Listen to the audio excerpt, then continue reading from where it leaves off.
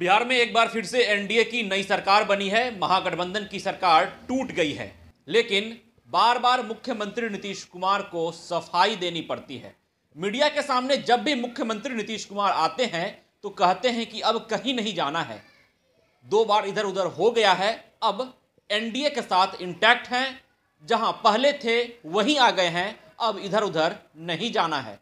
लेकिन सवाल यह उठता है कि आखिरकार बिहार के मुख्यमंत्री नीतीश कुमार को बार बार सफाई क्यों देनी पड़ती है। हमारे साथ हमारे सहयोगी गणेश सम्राट है। गणेश, आखिर नीतीश कुमार को बार बार सफाई क्यों देनी पड़ रही है? विश्वजीत, मुख्यमंत्री नीतीश कुमार को पिछले 28 जनवरी से देखा जा रहा है कि नीतीश कुमार ने जब गठबंधन तोड़ा तो वो क्या बोले। गठबंधन तोड़ के नीतीश कुमार जब राजभवन से बाहर निकले तो उन्होंने सीधे तौर पे कहा कि इंडिया गठबंधन के साथ, महागठबंधन के साथ ठीक ठाक नहीं था, दिक्कतें आ रही थी। और उसके बाद वो फिर गठबंधन बीजेपी के साथ बना लिए। और जब उन्होंने कहा कि अब सब ठीक होगा और मैं वहीं आ गया जहाँ पहले था, कारण वो नहीं बता पा रहे हैं लेकिन सफाई जरूर दे रहे हैं। दरअसल नीतीश कुमार को डर सता रहा है। नीतीश कुमार को डर इस बात का सता रहा है कि बीजेपी में अब तो गए हैं, तो अब हम किस तरीके से खुद को कंफर्टेबल और पावरफुल दिखा पाएं। पावरफुल इसलिए क्योंकि 2020 में नीतीश कुमार यह कहते थे कि मैं मुख्यमंत्री बनना नहीं चाहता था, इन लोगों ने मुझे बना दिया, मैं नहीं चाहता था। और नीतीश कई दफ़े यह बात बोल चुके थे, लेकिन 2024 में वो तस्वीरें बदली हुई है। नीतीश कुमार ये कह रहे हैं कि मैं मुख्यमंत्री बना क्योंकि मुझे मुख्यमंत्री बनना था, और इसलिए नीतीश कुमार सफाई दे रहे हैं कि भाई हमसे गलती हो गई है, मैं 2 बार गलती कर चुका हूँ। ये दुर्भाग्य है बिहार के मुख्यमंत्री नीतीश कुमार के लिए कि वो हर जगह केवल यही बात बता रहे कि मुझसे गलती हो गई है और मैं वापस नहीं जाऊंगा। मतलब मलाल है नीतीश कुमार को। जब पिछली दफे वो एनडीए का साथ छोड़कर महागठबंधन के साथ हैं तो उस बात का मलाल अभी नीतीश कुमार को है कि मुझे एनडीए का साथ नहीं छोड़ना चाहिए था। बिल्कुल विश्वजीत, नीतीश कुमार को मलाल नहीं है। नीतीश कुमार के साथ रहने वाले लोग अब पूरी स्क्रिप्ट तैयार कर रखे हैं, क्योंकि नीतीश कुमार की राहें इतनी आसान नहीं है। अब नीतीश कुमार जिस तरीके से महागठबंधन की सरकार में बोल जा रहे थे कि बीजेपी सबसे ज़्यादा आपत्ति जाहिर कर रही थी, विरोध जता रही थी, अब उनके साथ उनको बैठना है, उनके साथ काम करना है। देखिए, नीतीश कुमार अकेले नहीं है। 28 जनवरी से लेकर आज तक मीडिया के सामने जितनी बार नीतीश आए हैं उतनी बार उनके करीबी लोग उनके साथ खड़े रहे, और हर दूसरे सवाल पर जहाँ लगता है कि नीतीश कुमार कुछ जवाब दे देंगे, उस सवाल को टालने की कोशिश की जा रही है। 28 जनवरी, फिर कल की बात करें, कल दिल्ली में मुख्यमंत्री नीतीश कुमार थे, कल भी उन्होंने मीडिया से बातचीत की और उन्होंने कहा कि गलती हो गई, अब वापस नहीं जाएंगे, जहां थे वहां। ऐसा लगातार गणेश देखा जा रहा है। जब बिहार में महागठबंधन की सरकार थी उस वक्त भी जब नीतीश कुमार कुछ बोलना चाहते थे तो उनके आसपास जो मंत्री रहते हैं, उनके जो करीबी नेता रहते हैं, वो उनको बोलने से रोक देते हैं। तो क्या नीतीश कुमार की स्थिति सही नहीं है कि वो कुछ भी बोल सकते हैं? ऐसी आशंका उनके करीबी नेताओं को है। नहीं, नीतीश कुमार इस बार जब गठबंधन में आया ना, इससे नीतीश कुमार से ज़्यादा उनके साथ रहने वाले लोगों के डर है। उनके मन में डर है कि नीतीश फिर कहीं कुछ और ना बोल के कहीं और का रास्ता पकड़ ले। बिहार की सियासत में नीतीश कुमार यह दिखाने की कोशिश करें कि वो बीजेपी के साथ लंबे समय से 1995 से जो उनके साथ हैं, और 2005 में जब वो सरकार में पहली बार आए, 15 में महागठबंधन के साथ सरकार में आए, उस वक्त वो बीजेपी से अलग थे। फिर 20 में चुनाव बीजेपी के साथ लड़े। 17-18 में जो कंडीशन हुआ उसमें देख के निकल रहा है कि नीतीश कुमार लोग को उस वक्त लग रहा था कि वो गलती कर लिए थे, लेकिन फिर वो गलती 22 में उन्होंने दोहरा दिया, और इस बार 22 में वो दोहराए थे गलती, तो यही सफाई दे रहे थे कि अब मैं कहीं नहीं जाऊंगा, अब मैं कहीं नहीं जाऊंगा। 2015 के पहले जब नीतीश कुमार महागठबंधन में आए और बीजेपी को छोड़ के आए थे, तब भी वो यही बात कर रहे थे कि अब मैं कहीं नहीं जाऊंगा, अब मेरा यही है, अब मेरा यही है। तो नीतीश कुमार जब कहते हैं कि अब मेरा यही है, और जितनी बार नीतीश कहते हैं उतने बार संशय बढ़ जाता है। और नीतीश देखिए, शुरुआत के दिनों में जब वो महागठबंधन में आए थे तब भी घूम घूम कर यही बातें कहते थे और अपने मन से कहते थे अब मैं नहीं जाऊंगा और ये तो मेरा उत्तराधिकारी है। ये बयान आपने भी सुना, तेजस्वी यादव, क्योंकि तेजस्वी, हम जैसे आप दोनों बात करें तो तेजस्वी से बगल में खड़े होते थे और सामने मीडिया का कोई सवाल होता था और मुख्यमंत्री कहते थे अब यही मेरा उत्तराधिकारी है। सदन में भी नीतीश कुमार तेजस्वी को बगल में बिठाकर यही बात कहते थे कि यही मेरा उत्तराधिकारी है, तो उसके बाद कोई सोच ही नहीं रहा था कि नीतीश कुमार कभी ऐसे भी कह सकते हैं या फिर लेकिन जा सकते हैं। अब तो पाला उल्टा पड़ गया है। बीजेपी पूर्ण रूप से हमलावर है। वहां पर नीतीश कुमार कहते थे कि यह मेरा उत्तराधिकारी है, तेजस्वी की ओर इशारा करके, लेकिन यहां तो उत्तराधिकारी को लेकर ही मसला फंसा हुआ है, क्योंकि बीजेपी लगातार यह कह रही है कि हम जंगल राज को हटाने के लिए नीतीश कुमार को मुख्यमंत्री मान लिए हैं, लेकिन बनाए नहीं है, मान लिए हैं। मान लिया गया है। ये शब्द पर अगर प्रदेश अध्यक्ष सम्राट चौधरी के बयानों की आप चर्चा कर रहे हैं विश्वजीत, ये बयान बड़े दूर तक जाएंगे। सम्राट चौधरी ये बताने की कोशिश कर रहे हैं बीजेपी के नेताओं को, क्योंकि वो जब भी बीजेपी के कार्यकर्ताओं के बीच होते हैं तो वो ये बताने की कोशिश करते हैं कि एक ऐसा फैसला केंद्रीय नेतृत्व ने लिया जिस फैसले को मुझे मजबूरी में मानना पड़ रहा है, मैं स्वीकार नहीं कर रहा हूं, ये जबरदस्ती मनमाना है।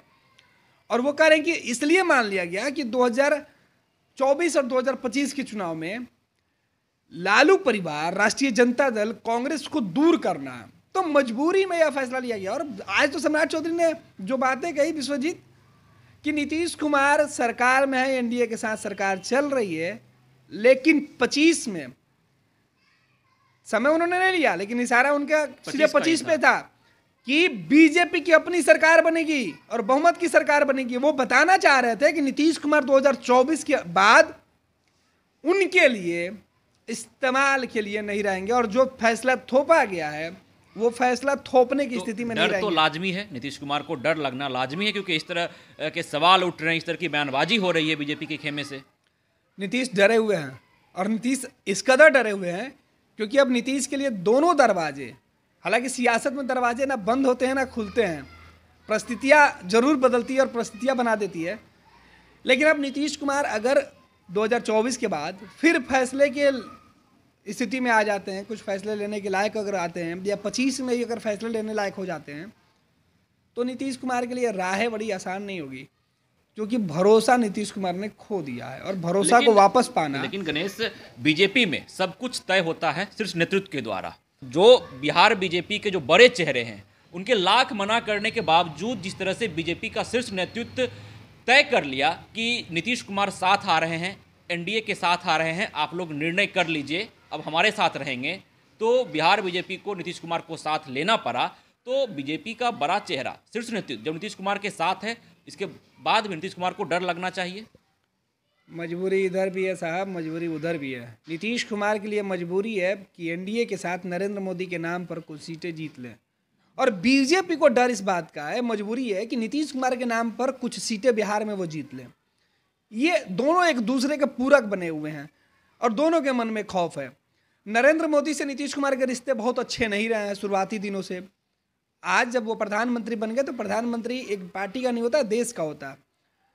तो नीतीश कुमार अभी देखिए कि जब वो महागठबंधन में थे तो नरेंद्र मोदी जब सार्वजनिक कार्यक्रम करते थे और राज्य के हित के लिए कार्यक्रम करते थे तो नीतीश जाते तक नहीं थे। नीतीश कुमार किन परिस्थितियों में आज नरेंद्र मोदी से मुकाबला करके वापस लौटे हैं, वो नीतीश कुमार का रग रग उसको बर्दाश्त कर रहा होगा। नरेंद्र मोदी अपने आलोचकों को इतनी आसानी से माफ़ नहीं करते हैं जिस तरीके से नीतीश कुमार अपने आलोचकों को कभी बकसते नहीं हैं।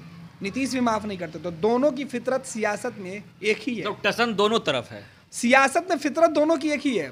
अंतर यह है कि नीतीश कुमार एक राज्य में सिमट के रह गए और नरेंद्र मोदी एक राज्य से निकलकर देश में आ गए। तो नीतीश कुमार के लिए रास्ते बहुत मुश्किल होते जा रहे हैं। 2024 के चुनाव के नतीजे नीतीश कुमार का भविष्य तय करेगा, लेकिन नीतीश कुमार के लिए बीजेपी और बीजेपी के लिए नीतीश कुमार फिलहाल बिहार में जरूरी नहीं, मजबूरी है। गणेश, एक आखिरी सवाल लेंगे, क्योंकि जो हमारे दर्शक हैं वो भी लगातार कमेंट के माध्यम से पूछते रहते हैं कि आखिर बिहार में क्या खेला होने वाला है। 12 फरवरी को विधानसभा के अंदर क्या होगा, क्या एनडीए फ्लोर टेस्ट पास कर पाएगी या नहीं कर पाएगी। और जिस डर की बात आप कर रहे हैं, जिस डर की चर्चा हम लोग कर रहे हैं मुख्यमंत्री नीतीश कुमार की डर की, तो क्या इस डर का असर फ्लोर टेस्ट पर पड़ेगा? देखिए विश्वजीत, इसका दो जवाब हो सकता है। एक कि एनडीए सरकार, नीतीश और बीजेपी की जो बहुमतों की संख्या है वो पूरे तरीके से आंकड़े एग्जैक्ट हैं और सरकार आसानी से बहुमत प्राप्त कर लेगी। दूसरा, जिस खेला की आप बात कर रहे हैं उसमें संभावनाएं सियासत में कभी पीछा नहीं छोड़ती हैं, और संभावनाओं का ये असर ही है कि 11 फरवरी को जेडीयू ने अपने विधायकों को बुला लिया और 10 फरवरी को बीजेपी ने अपने तमाम विधायकों को प्रशिक्षण के नाम पर पटना से बाहर लेके जा रही है और 2 दिन तक वो पटना से बाहर। यानी अब बीजेपी यह नहीं कह सकती है कि कांग्रेस के विधायक हैदराबाद घूम रहे हैं। साहब डर कांग्रेस में भी है, साहब डर जेडीयू में है और डर बीजेपी में भी है। पहले बीजेपी ने यह कहा कि कांग्रेस के अंदर खौफ है, महागठबंधन के अंदर खौफ है, कांग्रेस टूट जाएगी। जेडीयू के विधायक नॉट रीचेबल है, हालांकि जेडीयू ने आज दावा किया कि उनके सारे विधायक हैं और 11 को पहले ही आ जाएंगे, फ्लोर टेस्ट के पहले ही। जो जेडीयू के नेता हैं और जो नीतीश कुमार के सबसे करीबी है और जिनके ऊपर इन विधायकों को पकड़ के रखने की जिम्मेवारी है अपने साथ, वो लोग बड़े परेशान हैं। वो चाहते हैं कि 11 को ही हम गिनती पूरा करके, जो 11 तारीख को विधायक आएंगे 11 फरवरी को, उन सभी विधायकों को देखिएगा कि इकट्ठा करके ऐसे जगह रख दिया जाएगा जिनसे बाकी लोगों से संपर्क नहीं हो पाए। और इस बीच 10 और 11 फरवरी को बीजेपी ने प्रशिक्षण के नाम पर अपने तमाम विधायकों को बोधगया में शिफ्ट करके पैक कर दिया। मतलब आप किसी और के टच में नहीं जा सकते हैं। तो ये खौफ तो दिखा रहा है और खेला होने की संकेत भी दे रहा है। 11 फरवरी की जो रात होगी ना, कयामत की रात होगी विश्वजीत। सियासत में वो रात हरदम आखिरी रात होती है और इस बार भी वो रात आखिरी होगी और वही कयामत की रात होगी। यही रात है अंतिम, वही बाकी। तो 11 फरवरी की जो रात होगी ना, वो दोनों के लिए, चाहे वो एनडीए गठबंधन की बात करें या महागठबंधन की बात करें, वो करवट बदलते बदलते गुजर जाएगी विधायकों की गिनती करते करते। तो 11 फरवरी काफ़ी अहम होने जा रहा है और 12 फरवरी तो विधानमंडल के अंदर जो तस्वीरें निकलेगी वो इतिहास के पन्नों में दर्ज हो जाएंगी, चाहे वो काले अक्षरों में लिखी जाए या फिर सुनहरे अक्षरों में। शुक्रिया गणेश।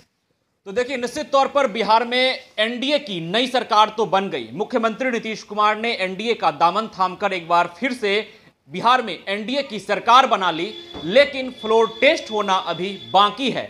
और इस बीच नीतीश कुमार जब भी मीडिया से रूबरू होते हैं तो सफाई देने लगते हैं, कहने लगते हैं कि हम अब इधर उधर नहीं जाएंगे।